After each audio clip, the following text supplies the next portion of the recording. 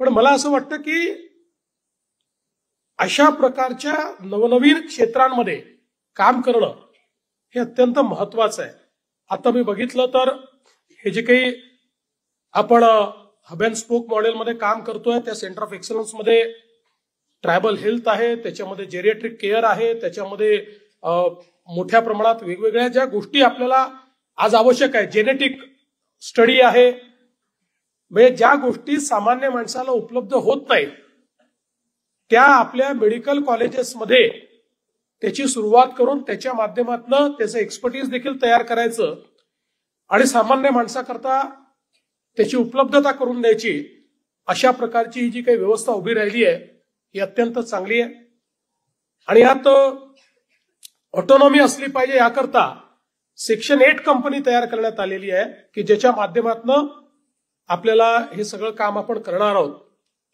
आपल्याला माहिती आहे की जगातली जी विद्यापीठं आहेत ती हळूहळू स्वयंपूर्ण तर होतातच, पण त्या विद्यापीठांकडे इतकं मोठं कॉर्पस तयार होतं की कुठल्याही सरकारवरती अवलंबून नसतात। हळूहळू तीच परिस्थिती आपल्याकडे देखील येऊ शकते, ती येणार आहे।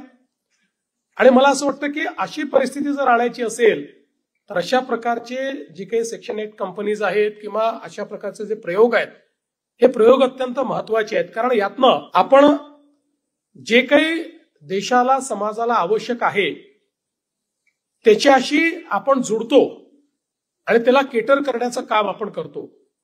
आज आपण बघितलं असेल तर वैद्यकीय क्षेत्रामध्ये इतक्या मोठ्या प्रमाणात टेक्नॉलॉजी आलेली आहे, टेक स्टार्टअप्स मोठ्या प्रमाणात आलेले आहेत आणि या क्षेत्राला एक प्रकारे पूर्णपणे बदलण्याचं काम या टेक्नॉलॉजीच्या माध्यमातून, या स्टार्टअपच्या माध्यमातून होताना आपल्याला पाहायला मिळत आहे। आणि मग अशा प्रकारची टेक्नॉलॉजी ही आपल्याकडे काय इन्क्युबेट होऊ नये अशा प्रकारचा विचार ठेवून हे सेंटर ऑफ एक्सलन्स तयार झालेलं आहे। कारण जेवढं ज्ञान हे आपल्या शासकीय संस्थांकडे असतं, आज आपण पाहतो आपल्याकडे शासकीय वैद्यकीय महाविद्यालय देखील आहेत, खासगी देखील आहेत। कदाचित खासगी वैद्यकीय महाविद्यालयांचं इन्फ्रास्ट्रक्चर हे शासकीयपेक्षा खूप चांगलं आहे, कारण अनेक शासकीय वैद्यकीय महाविद्यालय खूप जुने आहेत, पण जे एक्सपोजर आपल्या विद्यार्थ्यांना शासकीय वैद्यकीय महाविद्यालयात मिळतं ते कदाचित खासगीमध्ये मिळतच असं नाही।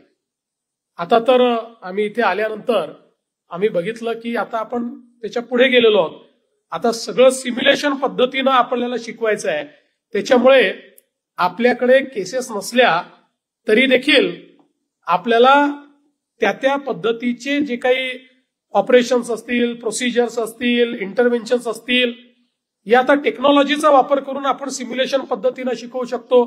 AR VR चा वापर करून आपण त्या ठिकाणी आम्ही बघितलं की व्हर्च्युअल रियालिटीचा, ऑगमेंटेड रियालिटीचा वापर करून देखील आपल्याला ते शिकवता येतं आणि सुदूर भागामध्ये देखील ते शिकवण्याची व्यवस्था ही आपण उभी केलेली आहे।